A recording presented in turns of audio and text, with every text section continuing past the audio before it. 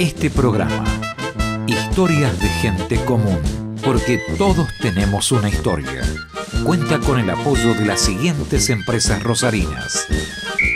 Tengo una idea. La idea es el deporte. Sport 78. Rosarino por deporte. La casa donde me crié. La plaza donde jugaba de chico. La escuela. La avenida de los Carlitos y la Coca. El pasaje donde me perdí.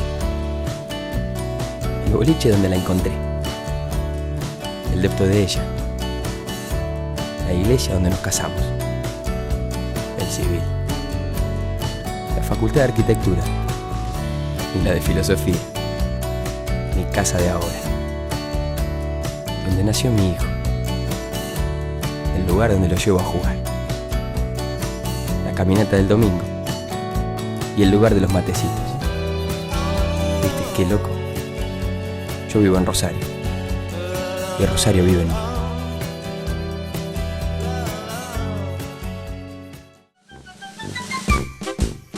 Hola, ¿cómo le va? ¿Qué dice? Otra vez, historias de gente común. Porque todos tenemos una historia. En este caso, Roberto Héctor Falistoco. Roberto Falistoco es un personaje de la ciudad, de la región, de la provincia. Y acá nos vamos a enterar de cómo es lo suyo desde el comienzo. En esto que es historias de gente común. Porque todos tenemos una historia. Primer tramo de la historia de Roberto Falistoco, señor director, ahora. Bueno, dame tu nombre completo. Roberto Héctor. Roberto Héctor. Exacto. Falistoco. Exactamente. ¿Una sola S? Y 12. Falistoco. ¿Y la vieja? Elisa. ¿Eh? Elisa Sí. Valia. Baliar. Valia, con B corta, doble L A. Valia. Como la Valia, digamos. Exacto. No, con B corta. ¿Los dos apellidos italianos? Los dos apellidos italianos. ¿Sicilianos? ¿Norteños? Marquesiano mi padre, de Marques, y Piamontés mi mamá. O sea que el armado piamontés está con la mamá. El armado Piamontés está con la madre y el armado marquesiano, que eran dos regiones que tengo entendido no se llevaban muy bien. Había un viejo refrán que decía, más vale la muerte en casa que un marquesiano en la puerta, decía. Eso, piamontés eso. Sí, pero no, en realidad se llevaron muy bien, creo que tuvieron un matrimonio muy feliz de muchos años, hasta que en la vida... ¿Quién se fue primero? Se fue primero el padre, y al año siguiente se fue la madre. No aguantó. No aguantó. Estaban destinados a estar juntos y si no, no. Muchos años casados. A mí dos hijos. Me pasó algo parecido. Primero se murió mi viejo y no había razón para que se muriera mi vieja, pero ni un año. O sea, 9, 10 meses y, como decían de Discépolo, que se dejó morir. Bueno, pasan esas cosas, ¿no? Son tan simbióticos, están armados. Tan simbióticos, exactamente, sí. ¿Dónde vivían, Roberto? Vivíamos en Juncal, un pueblito muy chiquito del sur de la provincia de Santa Fe, casi lindando con la provincia de Buenos Aires.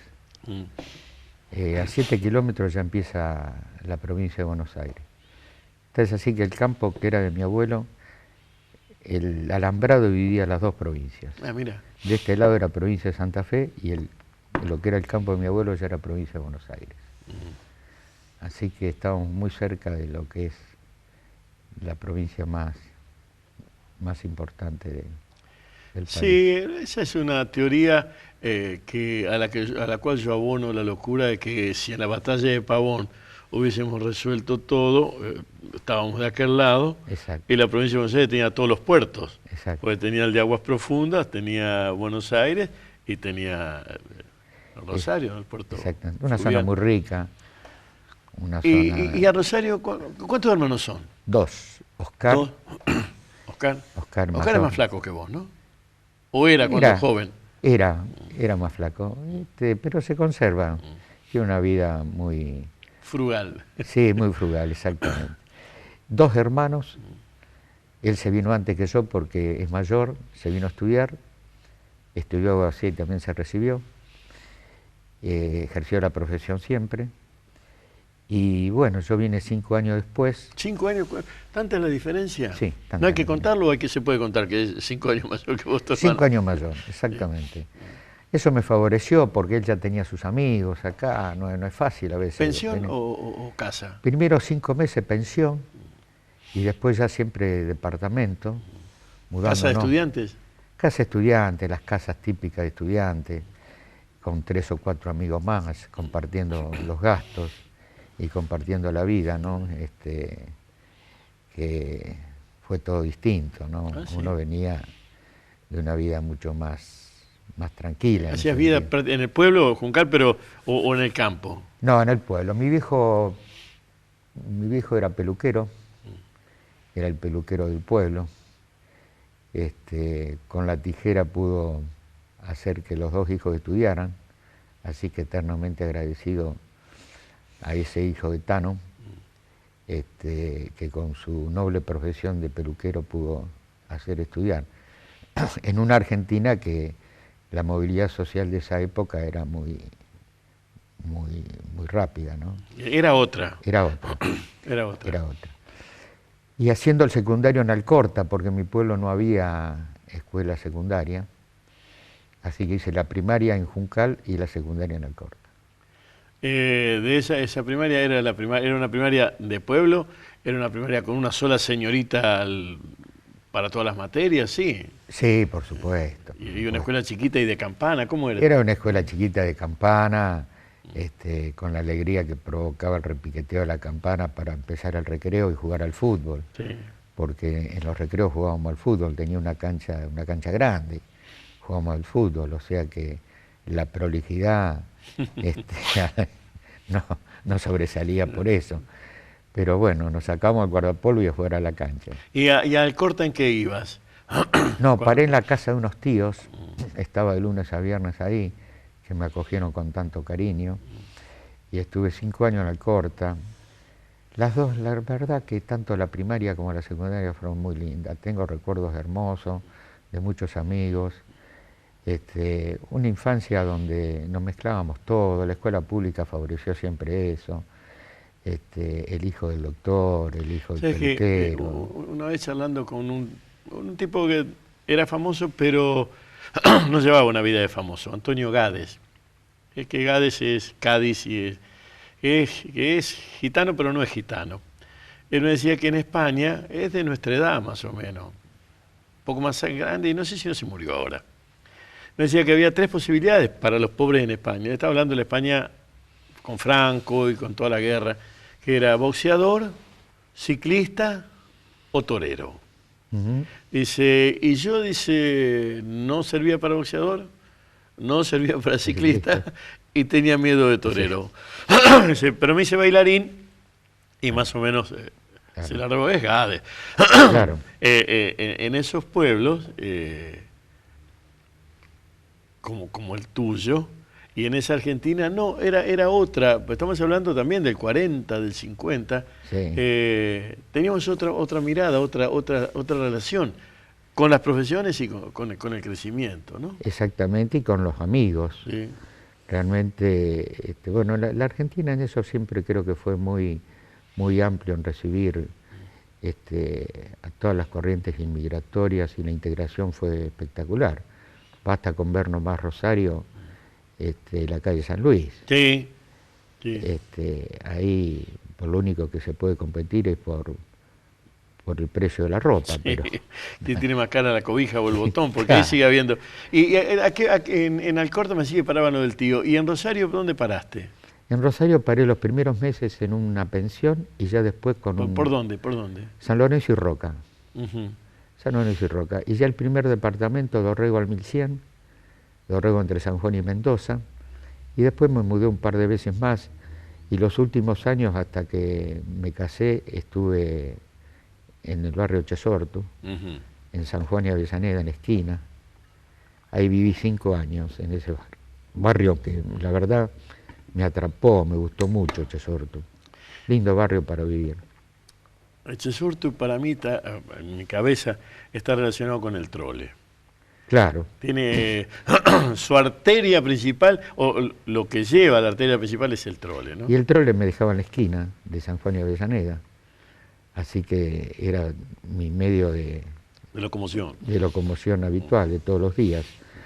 Ahí estuve 5 años hasta que me casé, mi primer matrimonio. Después ya me mudé y, bueno, no viví muy lejos de acá, de este estudio, por Cayo Campo. Ahí estuve muchos años con mis primeros 2 hijos. Y esa Rosario, ¿qué año era más o menos? Vine en el 66. 66. En el 66. 66 es el año de Ilía, del derrocamiento arrancamos de con Ilía. Ilía. El derrocamiento de Ilía, ¿no? Exacto. Junio del 66. 28 de junio del 66, el golpe de Onganía. Sí. La facultad cerrada prácticamente. ¿Así que arrancaste con la facultad cerrada? Arranqué prácticamente con la facultad cerrada, solamente pude rendir 2 materias ese año. Y, bueno, ¿Y qué decían los viejos cuando llegaron? Bueno, los viejos no entienden de huelgas, de esos líos. y los viejos se llevaron un gran susto porque desde temprano arranqué con la militancia en la universidad. Muy temprano, tal es así que en septiembre, octubre del 66, luego de una marcha que arranca en la Facultad de Ciencia Económica, a mí y a otros 2 compañeros nos dan una paliza tremenda, y mi madre se entera por radio que yo estoy internado en la asistencia pública de la Casa Río. Así que se vino por esa misma noche, y bueno, así arrancamos una vida asignada en la universidad por la militancia, ¿no?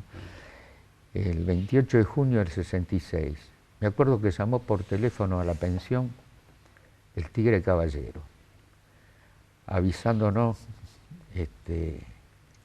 que se estaba por dar un golpe. Así que todos los que teníamos alguna militancia empezamos a preocuparnos por los tiempos que se venían, ¿no? Se estaba preparando en aquel momento una gran concentración en Tucumán para festejar un 9 de julio popular. Y bueno, y vino el golpe unos días antes, 10 días antes vino el golpe. Un golpe que tiene sus características, ¿no? Porque cerró las universidades. Sí, en eso yo no discuto, me planteo la Argentina, nuestra contemporaneidad, de modo diferente al de otros cronistas, periodistas que hacen relato histórico. Yo creo que el 66 y 66-73 no solo fue un ensayo, sino que dejó bases muy duras de cómo serían los proyectos militares, porque el avance sobre la universidad, la noche de los bastones largos, la entrada de Frischnet en la universidad rompiendo a saco la autarquía municipal, la autarquía universitaria, es en el 66, no es en el golpe del 76. No. Allí arranca, ¿no? Sí, los golpes creo que tuvieron todos elementos comunes. Primero el quiebre de las instituciones, segundo un plan económico, pero el 30 representó, quizás por ser el primer golpe, el golpe del quiebre, para darle una notita, ¿no? Sí. Más allá de estos elementos comunes, una ruptura del sistema institucional. El golpe del 66, además del plan económico y de la represión, fue un golpe a la cultura. Y la década del 60 en la Argentina florecía la cultura en todos los aspectos, ¿no? Sí, sí. Con institutos y universidades florecientes. Y el golpe del 76, además... ¿Ese dónde te agarra? El golpe del 76 me agarra en Rosario, ese fue un golpe a la vida. Eso fue un golpe a la vida. Y ¿pagaban los viejos el estudio o tenías que laburar en algo? No.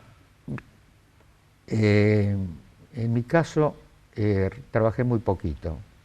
De estudiante estoy hablando. Sí, ¿no? sí, cuando era estudiante, sí. Trabajé un tiempo en un estudio jurídico.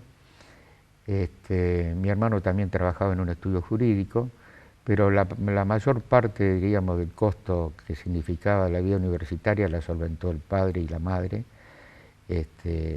así que a esos dos le debemos todo. Y me decís que era sobre Dorrego la casa, Dorrego al 1100, entre San Juan y Mendoza. Y bueno, de hecho, a pie hasta la facultad. Y las diversiones, ¿para dónde eran? Los fines, ¿o te volvías al corte al final? No, no. Los fines de semana. Muy poco, ¿o sí? Poco. Una vez cada mes y medio, más o menos. La diversión de aquella época, creo que vos te debes acordar, pasaba mucho por las peñas. Sí. Por las peñas. En el comedor universitario, los fines de semana se armaban ahí las peñas. Sí. Y marchábamos hacia algún club, hacia algún sindicato, o bien hacia alguna casa grande, para con guitarra en mano armarse una peña, ¿no? Para mí, en lo personal, el 28 de junio del 66, primero yo estaba en el comedor, pero además de estar en el comedor universitario, tiene un significado absolutamente particular. Me hice a mí mismo la broma, me dejo el bigote hasta que vuelva a la democracia. Y me salió un bigote de gaucho matrero, y ahí quedó. Entonces me empezaron a decir bigote, y ya después no me lo saqué. Primero hacía la broma, no me lo saco hasta que no vuelva a la democracia. Y después seguía con eso como broma, y ahí quedó, ¿no? Sí, pero pasaba mucho por ahí. Era una mezcla de militancia con la peña y el tango. A mí, la diversión en mi caso también, yo tenía mis propias salidas, porque me gustaba mucho el tango, me sigue gustando, ¿no? Entonces me gustaba mucho ir a una peña en aquella época, un boliche de tango, que para mí fue lo más lindo que hubo en eso, que se llamó Chiqué, que estaba en la Cortada donde está el Mercado Viejo. Sí. La parrillita del mercado. Ahí abajo, por esa cuadra, en un sótano, funcionaba Chiqué. Miguelito Betorello era el bandoneón, y yo me la rebuscaba recitando poesías de Julián Centella. Le hacía la competencia a Mendocita. Exactamente, aprendí de Mendocita. Mendocita actuaba, y yo lo que me ganaba era la copa de vino y la pizza de esa noche, nada más que eso. Pero me gustaba mucho. Y después, el otro lugar de tango que recuerdo, que estaba Fernando Tell en la calle Urquiza. El Farolito. Y Fernando Tell me veía y me llamaba para que me largara con algunas versiones de Julián Centella en un fardo. Así que eso también formó parte de mi vida. La vida, diríamos, mezclada por la amistad, la militancia y el tango y las peñas. Eso fue.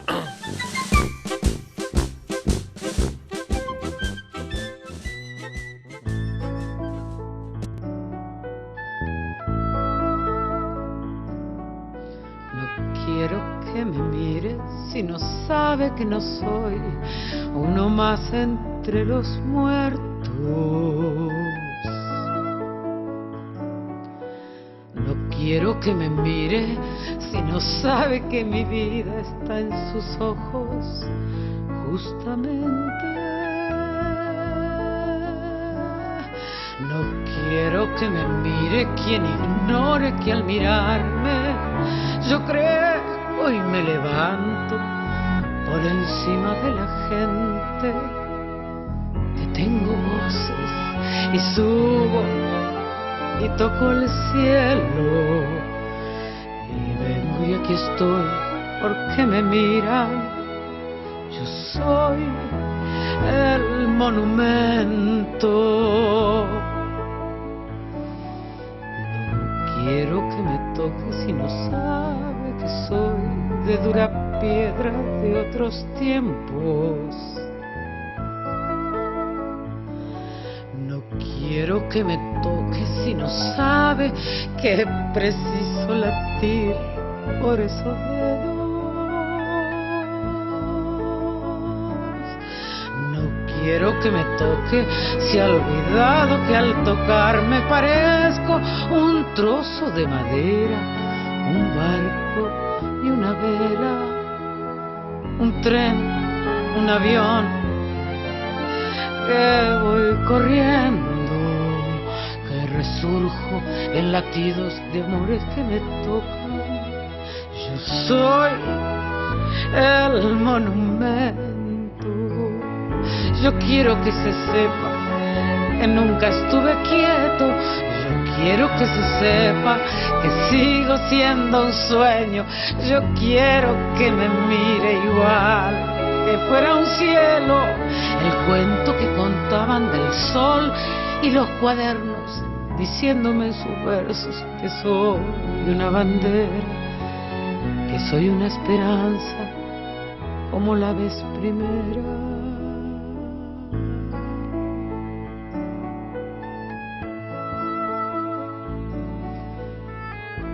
Quiero que me mire si no sabe que mira su rostro en un espejo.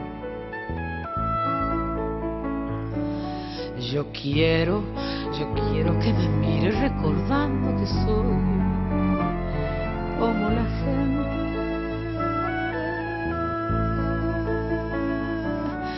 No quiero que me toque, se ha olvidado la historia de mi cuerpo, compuesto de ilusiones, amores y recuerdos, ejércitos y madres y trigo y un labriego que me soñó diciéndole en su puerta: soy Juan, tu monumento.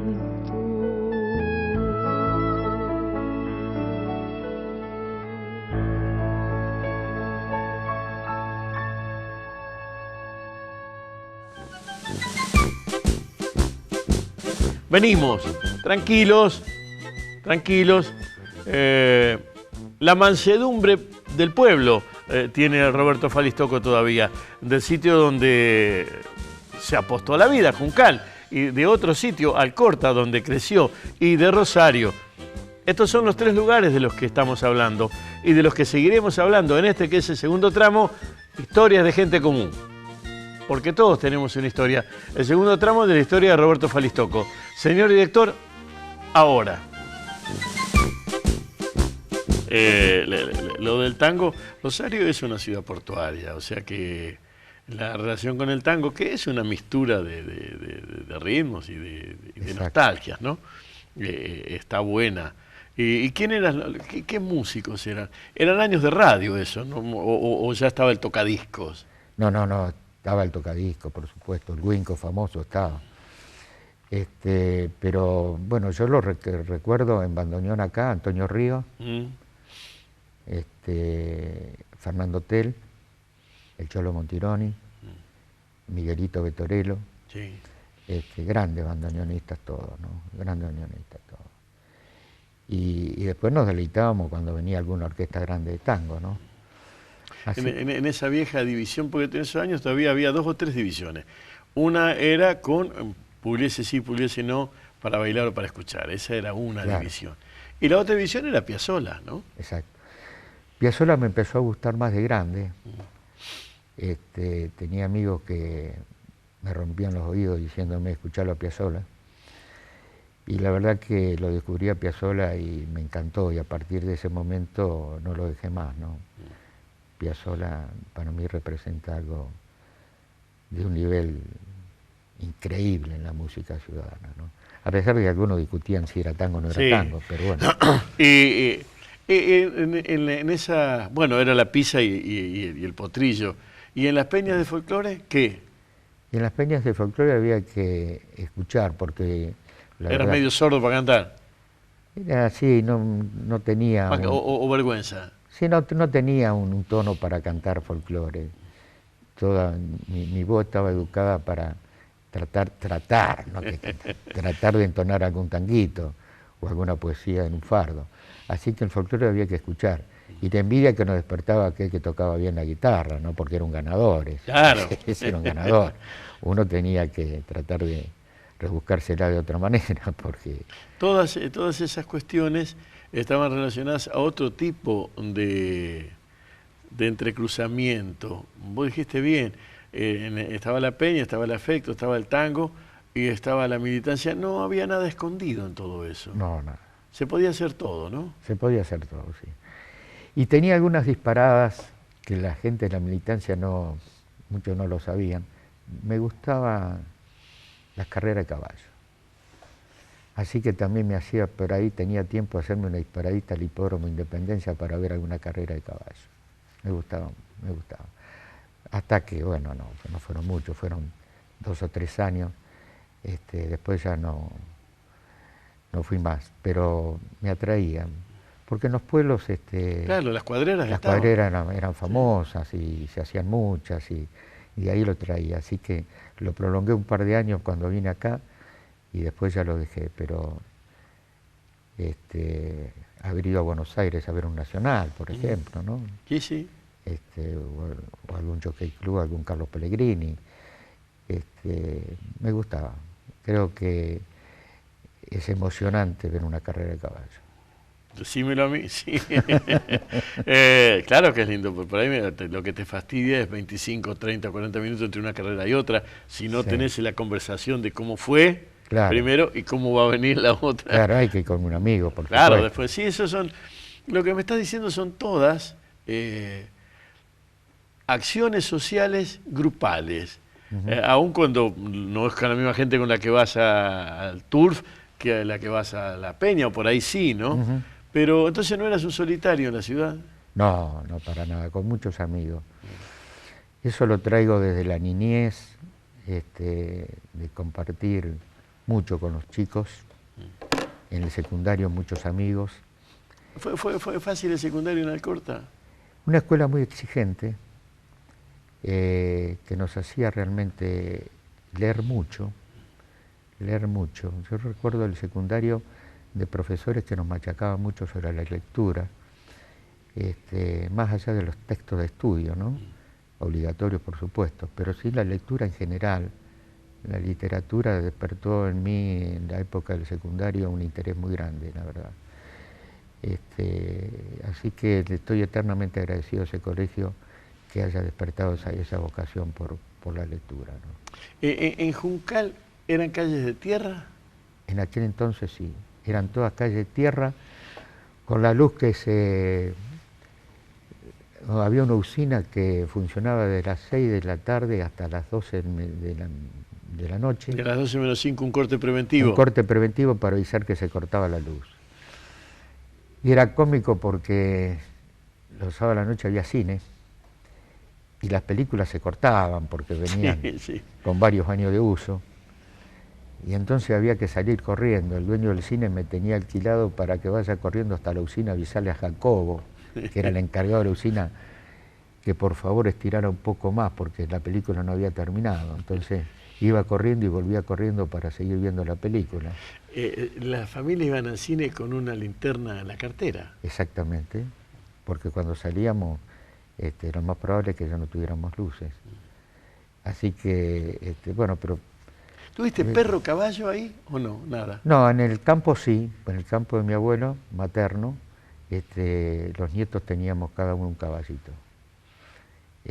Porque por ahí está el otro costado del tour, está por ahí también. Sí, teníamos un caballo. El abuelo nos regalaba siempre un ternero a cada uno y un caballo a cada uno. Así que la disfrutaban mucho. Eran años muy lindos, muy lindos. ¿Y en Alcorta, café en Alcorta, bar? Café y bar. Yo no concibo la vida sin compartir un café con los amigos. Siempre tengo durante el día algún rato de tiempo para compartir un café con un amigo, uno o más. Sí. Es muy lindo compartir y tener muchos amigos.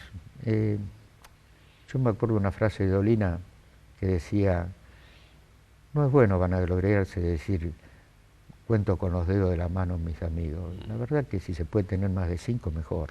Sí, es cierto, ¿no? No, a veces con todos los años y los traqueteos, he logrado definir que con los amigos, o los logro invocar como tales, aquellos con los que no necesito empezar la conversación. La conversación ya estaba empezada, vaya a saber cuándo, y lo único que hace uno es seguirla. Las personas con las que vivo así son las personas con las que tengo amistad. Claro. No tengo que arrancar una conversación, ya uno viene. Fluye sola, por claro, supuesto. Pueden estar en cualquier lugar del mundo. Hola, ¿qué haces? Bueno, tal cosa, y ya seguís, ¿no? Exacto. Y además cada uno está en el archivo del otro, vendría a ser, ¿no? Exactamente, exactamente. Y a veces no es necesario verse todos los días para tener sobre otra persona un profundo sentido de amistad, ¿no? De saber cómo le va, cómo está, qué es de su vida. Y el silencio también, porque en la conversación a veces el silencio entre los hombres forma parte también de la conversación, ¿no? Sí. ¿Sabes que hay un personaje, Pepito Cibrián? Lo conozco desde el 72, fueron a hacer una nota a la vieja, y él estaba jeringueando ahí, y nos conocemos. Y a veces pasa eso, lo miro así cuando viene, y me mira, y los dos sabemos, y después prácticamente por ahí hablar no hace falta para alguna, y son dos vidas bien diferentes, la de él y la mía, te digo. Bueno. Pero desde donde la mire. Pero creo que es eso, ¿no? Sí, el amigo es tratar de que sea para toda la vida, ¿no? Por supuesto. Y es la otra oreja de uno, ¿no? El que te sabe escuchar, el que se permite por ahí darte un consejo, recomendarte, y estar al lado tuyo en los momentos buenos y malos, ¿no? No es muy difícil definir el tema de la amistad. No. Lo que no sé, porque finalmente lo que está armando es una especie de vademecum de nuestros años. ¿Qué pasa con esos términos y el siglo XXI? Porque es obvio que vos sos siglo XX, ¿no? Siglo XX, sin duda. Pero... Porque por razones de vida, esto es, seguís vivo, intelectualmente laburando, debes haber notado algún cambio sobre aquellos valores y esos códigos y esto, ¿no? Sí, pero mis amigos conservan esos valores que vienen de aquella época, que son, por ejemplo, yo rescato mucho el tema de la humildad, ¿no? Mis amigos en ese sentido están todos cortados por la misma tijera. Son todos de perfil bajo, de humildad, de respetar determinados valores, no ser prejuicioso, intuir en qué puede estar metido el otro como para tratar de sacarle lo mejor que le puede dar el amigo. Son valores que se siguen, yo creo que se siguen respetando. Yo veo a mis hijos más grandes y también el más chico. ¿Cuántos hijos tenés? Del primer matrimonio tengo 2 hijos. Esteban con 39 años y Analía de 31. Y del segundo matrimonio un varón de 16 años que se llama Roberto, igual que yo. Que por suerte se llevan muy bien entre ellos, son auténticos hermanos. Y yo veo que ellos también cultivan mucho la amistad. Y creo que los mismos valores que uno trae de aquella época, yo lo veo prolongado en ellos. Son de muy buenos amigos y de muy buenas amigas por parte de Analía, ¿no? Así que me parece que en eso han heredado bien. ¿En qué venías de Alcorta hasta acá? Está bien, venías, te quedabas, pero ¿el viaje qué era? Y el viaje era... ¿Había un tren por ahí? Había ¿no? un tren. Había un tren que llegaba a las 9 de la noche, y usábamos el ómnibus también, pero cuando había barro, como todavía no había un pedazo de ruta, faltaba hacerla, así que muchas veces nos movíamos en tren. Que después, como todos los ramales desaparecieron, el tren que era convocante, el tren que llegaba a las 9 de la noche, servía para que los chicos y las chicas del pueblo nos encontráramos ahí. Claro. Verlo pasar. Claro, era un sitio de encuentro. Era un sitio de encuentro. Y además íbamos a buscar el diario, porque el viejo quería leer el diario antes de irse a dormir. O sea que era obligatorio cruzarse cuando escuchábamos el pito del tren. Yo vivía bien enfrente de la estación, nos cruzábamos para ir a buscar el diario Democracia y el gráfico cuando llegaba, que era obligatorio, porque en la peluquería... El gráfico en esa época llegaba martes o miércoles, no llegaba, recién ya empezó a salir lunes, mucho tiempo después, ¿no? Sí, no, a Juncal llegaba el miércoles o jueves, si mal no recuerdo. Y si en la peluquería, obvio, estaba... No, tenía que estar. La peluquería fue un lugar hermoso también, porque he visto cada cosa, pasar cada personaje por esa peluquería. He visto jugarse apuestas por cualquier cosa. Sí. No faltaba nunca alguno que empujara a los demás para que se desafiaran en algo. He visto correr una carrera de 100 metros en la calle frente a la peluquería de dos hombres de más de 70 años, desafiarse a correr una carrera. Jugando con el infarto, ¿no? El que ganaba en realidad perdía. No, pulseada, arriba una mesita como esta, una pulseada, porque siempre había alguno que sabía entrarle a los demás para que fueran subiendo los ánimos hasta que al final terminaba en un desafío, ¿no? Y entonces todos alrededor viendo la pulseada entre dos personas grandes, por supuesto, también. Así que la peluquería era un lugar muy lindo. Fíjate, me acabas de dar otro costado. ¿Era un mundo de varones ese? Ese era un mundo de varones. Porque la peluquería era... Claro.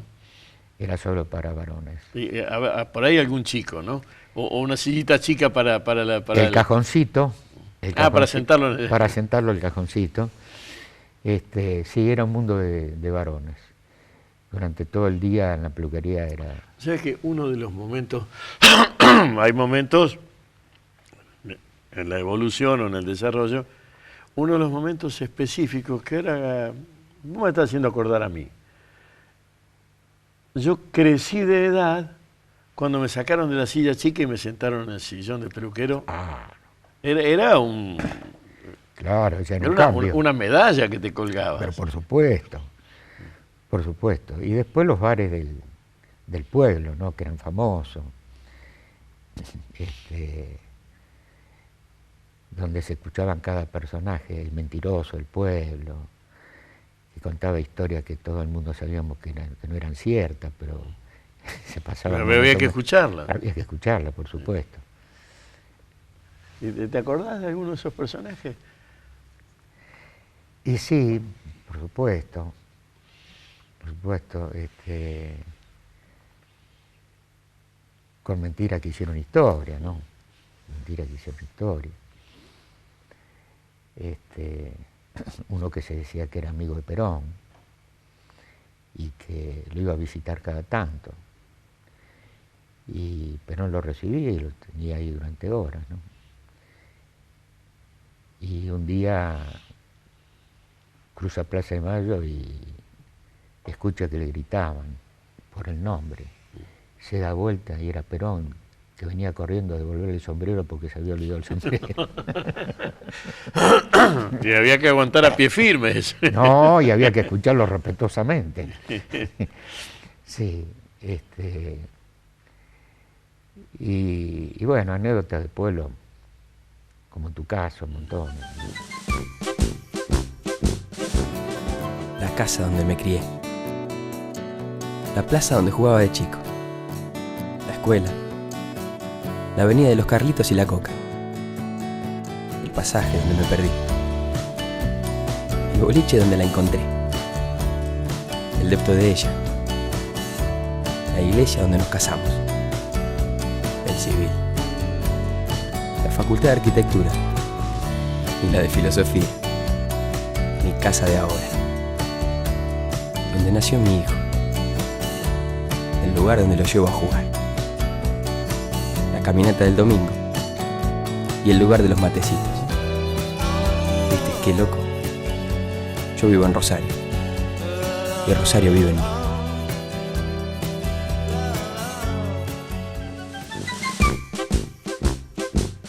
Tercero, último tramo de la historia de Roberto Falistocco, que habrá advertido usted que pudo ser, no sé si cantor, pero animador de tango, sí, sí, que pudo ser fulbá, sí, sí, y que es todas las otras cosas que ha soñado y que va resolviendo. Y en esta, además, nos encontraremos con que el tango que lo define es Sur, Paredón y Después.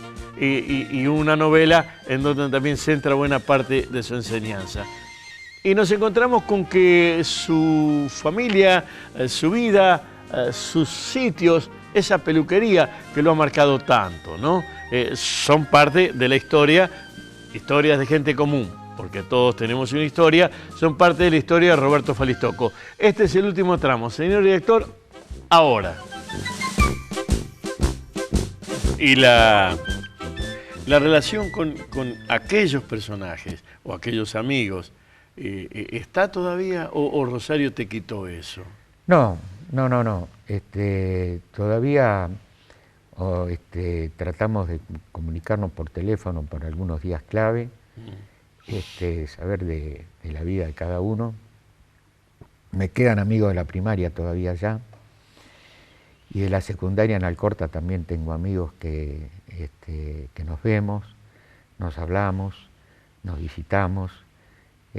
Trato de conservar la amistad. Juncal fue nombrada por decreto de la provincia ya en la década del 80 capital provincial de la amistad. De la amistad. Así es. Así que lo tenemos muy adentro de eso. ¿Fuiste gestor de eso o se ligó? No, yo era adolescente, pero hubo un grupo de gente que se movió porque empezó naturalmente hasta que llegó a oídos del gobierno de la provincia en aquella época y lo nombra porque empezó haciéndose fiestas que convocaban a los pueblos alrededor. Y se nombró entonces, producto de esas fiestas que se hacían, que eran multitudinarias, se terminó nombrando por decreto capital provincial de la amistad. Y se sigue celebrando todos los años. Convoca a todos los guitarristas y bandoneonistas de la zona, ¿no? Se pasa un momento muy lindo. Así que la amistad uno la trae de aquel entonces. ¿Y en Rosario algún bar? Aparte del Farolito y aparte de Chiqué. De Chiqué. Y bueno, mi primer bar fue el Victoria, Presidente Roque San Lorenzo. Sí. Después fue el Pedrín, de San Juan y Dorrego. Y Dorrego, sí. Después cuando estuve en Echesortu, la Capilla. Ah, bueno, sí. Iba a tomar café ahí. Así que esos eran los bares más que más concurría. Y ahora uno se encuentra en los bares del centro, esa es otra cosa. Ya es más cosmopolita. Ya es más cosmopolita. Yo tengo, te escucho, yo tengo hasta aromas y voces. Creo que, no me acuerdo cuándo fue la primera vez, debe haber sido muy chico la primera vez que entré. En Santa Fe yo vivía en una mitad de cuadra y en la esquina, que era sobre Avenida Freire, había un bar. Yo no me acuerdo, pero me acuerdo que era como un sitio absolutamente común. No había, pese a que uno era un chico, y no había ni censura previa ni prohibición, nada, ¿no? No, pero sentarse en la mesa del bar no, de los bueno, grandes, no. era otra cosa. Eso que uno después vio en polémica en el bar era exactamente así. Podía mirar de parado el partido de truco que se estaba jugando, pero ya fue todo un logro cuando alguien le dijo un día, sentate pibe, sentarse a la mesa de los grandes, o dejar que uno anote en el billar, claro, por el pago de una Coca-Cola, el partido de billar, anotar, era todo ya un triunfo, era sentirse importante. ¿Qué tal eras para la carambola o para el casín? El casín me gustaba, no era buen jugador, pero me encantaba jugar al casín. Me gustaba. Era muy lindo. Es un juego hermoso el casín. ¿Cómo? Es un juego hermoso. Sí. De sincronización y finalmente de mucha caminata. Y de mucha caminata alrededor de la mesa. Medio un poco tóxico por el humo, ¿no? Sí. Un bar sin cigarro no es un bar, ¿no? Es otra cosa, ¿no? Pero uno respiraba aire con otras cosas. A mí me gustó mucho el fútbol, lo jugué de chiquito y lo sigo jugando ahora, ¿no? Podés confesar ya a esta edad cuál es tu cuadro, ¿no? No, nací hincha de Boca. A ver, no pensé siendo de un pueblo. De un no. pueblo, esos de Boca o de River, ¿no? Había un par de hinchas de Newell's que eran una especie rara, ¿no? Claro, mira. Y de Central también. ¿Y le hacías al fútbol? Sí, sí. ¿Qué era? jugaba. ¿Win? ¿Ja derecho? ¿Qué era? Ocho. Ocho. Sí, jugué tanto en Juncal como en Alcorta, por la liga del pueblo, ¿no? De la zona. Así que en cualquier momento hubiese terminado con los botines. No, no me daba para tanto, pero por así para entretenerme. Sí, para entretenerme. Una pasión, jugar al fútbol, una pasión. Lo sigo jugando ahora. ¿Eh? ¿Seguís jugando? Sí, lo sigo jugando. Tendría que imitarte, ¿no? Y no te vendría mal. Sí, no te vendría mal. Para la panza y para los movimientos, para todo lo que sea sacudir el esqueleto. Y jugar al ping-pong. ¿Eh? Jugar al ping-pong por lo menos. Sí. Y la relación con la ciudad. Me decís que esos fueron los bares. ¿Y las calles? ¿Cuáles fueron las calles que, viniendo de afuera, hay calles que memorizan más pronto o zonas que memorizan más pronto? Sí. Dorrego me resulta una calle muy familiar porque viví ahí un par de años. Dorrego al 1100, Dorrego al 1400 también viví. La avenida Pellegrini. Cuando venía a pasear con mis padres, que yo era chico en la escuela primaria, a ellos les gustaba mucho ir a la avenida Pellegrini a tomar algo, así que tengo el recuerdo de chiquito de la avenida Pellegrini, ¿no? Y tenía un tío que era mozo en el bar El Molino, que existía en aquella época, y ir a ese bar donde mi tío, para mí era un personaje, que mi tío fuera el mozo de ahí, ¿no? Sí. Así que de la avenida Pellegrini también tengo grabado en mi memoria, fundamentalmente ligado a la época de la niñez. Y ya en la secundaria, Dorrego, Moreno y Córdoba por la facultad. Sí. Esa es una esquina que me resulta muy, muy significativa. La facultad también tuvo... fue una vida muy intensa. ¿Vos no ligaste nada de viajar a Santa Fe? No. ¿Para materias? No. ¿No? Hice toda la carrera acá. Toda la carrera acá. Algunos de Sí, en mi época sí. algunos Pocos años antes. No sé sí. si tu hermano no habrá ligado algo de eso. No, la hizo acá. La hizo acá. Pero algunos se fueron a Santa Fe, otros forzadamente porque tuvieron que estudiar en Santa Fe porque muchos años antes no existía la facultad. Yo me refería a eso. Eso Claro. Posterior al 66. Vos llegás y una de las cosas que se reformula... Empiezo en Ciencia Económica como escuela de Derecho y nos mudamos después a Moreno y Córdoba y al poco tiempo se consagra como Facultad de Derecho, ¿no? Está. Y yo las primeras veces que vine a Rosario, te estoy preguntando solamente para hacer cuestiones especulares, ¿no? Para mí no era un sitio de encuentro el Monumento a la Bandera. No. No. Ni de ágora, de ir a festejar. No. Después entró a aparecer eso. No, tenés razón. No era un lugar de encuentro el Monumento a la Bandera. Casi Córdoba era un lugar de marcha. Sí, esa es otra cosa. Todas las marchas estudiantiles. Yo me reía los otros días. Me reía, hemos sido tan locos. Un acto revolucionario era tirarle bombas de alquitrán a la sucursal de la fotocopiadora Xerox. Y los gringos, eso que vendían, No entendían. no entendían nada. No entendían nada. Pero y eso estaba sobre Santa Fe, me parece, ¿no? Y todas las marchas eran sobre Córdoba, ¿no? Eran sobre Córdoba y arrancaban, a veces venía a la Facultad de Medicina Sí. y salía a la Facultad de Derecho, se sumaban en Entre Ríos la Facultad de Filosofía y Letras y se marchaba hasta el Bajo, pero no era ir hasta el monumento, no era el monumento un lugar concentrador, de no. concentración, no. Y las consignas, bueno, fueron años agitados eso, ¿no? Me tocó estar preso 2 veces. Eso te iba a preguntar, ¿estuviste en Cana? En la época de Onganía y de Lanús. Pero era distinto, no era, no fui torturado, ni estuvimos presos. Roberto, yo lo que recuerdo es que como tenía los bigotes del 66, sobre el 17 de octubre a mí me llevaban preso por portación de cara. Después averiguaban y te largaban. O sea, no había, salvo casos mucho más duros, no había tanta dureza en la cana en esos años. Claro, y fueron procesos militares distintos. Sí, se fue ajustando la tuerca, ¿no? Se fue ajustando la tuerca, efectivamente. Pero bueno, fueron días de estar preso. En lo que era la vieja jefatura, ¿no? Ahí. Sabes que tengo un amigo, Humberto Le Bosco, que él tenía más terror, tiene todavía fantasmas por jefatura y no por comando, ¿no? Sus fantasmas están con la jefatura, por supuesto. Sí, era así, era así.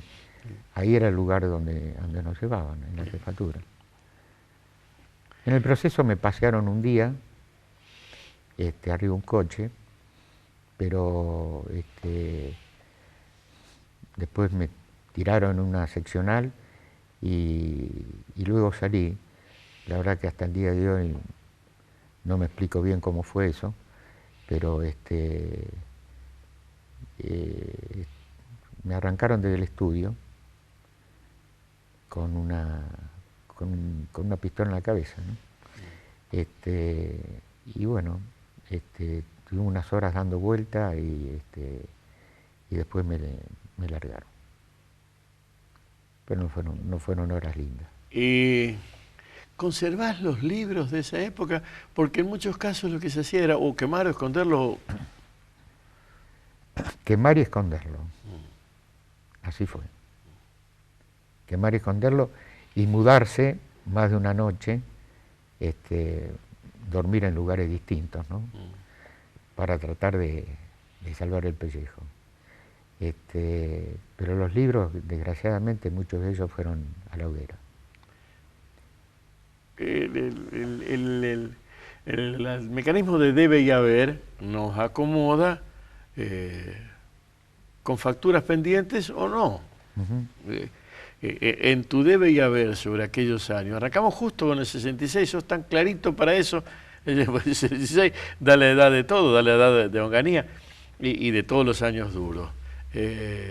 ¿Cómo los tenés? ¿Compensados? ¿Facturas impagas? ¿Cosas que a lo mejor no se resolvieron bien? Y no fueron años fáciles los de la última dictadura, ¿no? Quizás uno como deuda impaga no haberse jugado más en el último proceso militar, pero cuando uno recapacita y ve cómo transcurrieron todas las cosas, no eran años fáciles.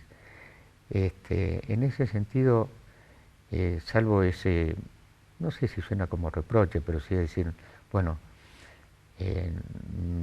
no haber salido antes, ¿no? Fueron otros los que salieron antes a la calle. Pero de todos modos tengo en cuenta que no eran años fáciles. Así que en ese sentido mantengo amistad con muchos que se fueron, que volvieron. No fue fácil tampoco para el que se quedó. No fue fácil para el que se quedó. Creo que para el que se fue mucho más difícil porque el destierro es una muerte. Es una muerte, ¿no? Roberto, si tenés que decir, bueno, esta es mi canción, o este es mi libro, o este es mi texto, viniendo del tango, por eso pensé en una canción. ¿Cuál es el libro? ¿Cuál es la canción? ¿Cuál es el hecho que te ubica o que te representa? Y como canción, por toda la nostalgia que uno guarda del barrio, que el barrio a veces yo lo traslado al pueblo, ¿no? Sur me parece la expresión máxima. La expresión máxima. Y en libros, bueno, hay un libro que es una lección de política que se llama La memoria de Adriano, que es un libro que yo siempre recomiendo leer. Se puede decir recomendar, ¿no? Pero digo, es un libro de una enseñanza de lo que es la política de Margarillo Sener. Me parece que son, ya que me pedís una canción y un libro, te tiro esos dos. Gracias. No, gracias a vos. Parecido y diferente. En 7 días volvemos con esto que es Historias de Gente Común. La de hoy, la de Roberto Falistocco, como todas y del modo en que insistimos. Historias de gente común, porque todos tenemos una historia. Ojalá haya muchos programas como este, apuntando a la gente común, para que sepamos que cada uno de nosotros es, de modo absoluto, una historia. Un beso en la frente, hasta la próxima, gracias. Este programa, Historias de Gente Común, porque todos tenemos una historia, cuenta con el apoyo de las siguientes empresas rosarinas. Tengo una idea. La idea es el deporte. Sport 78. Rosarino por deporte.